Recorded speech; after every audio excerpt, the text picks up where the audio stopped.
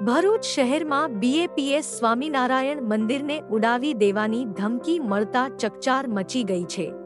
Bharuch police control રૂમને 2 વાર call કરીને આ ધમકી આપવામાં આવી હતી। આ ઘટનાને ગંભીરતાથી લેતા પોલીસે તાત્કાલિક કાર્યવાહી શરૂ કરી। ધમકીના કોલ બાદ પોલીસે તપાસ શરૂ કરી હતી અને એક વ્યક્તિની અટકાયત કરી છે।